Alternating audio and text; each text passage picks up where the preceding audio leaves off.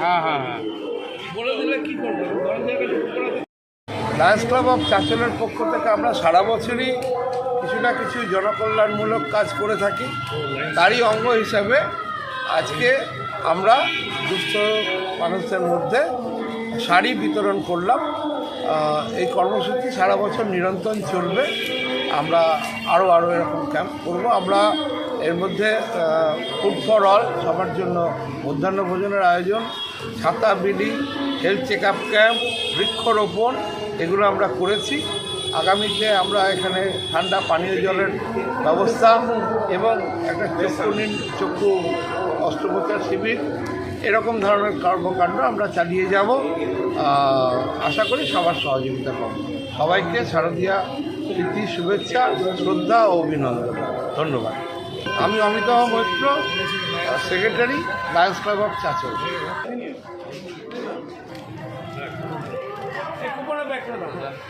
ছাড়া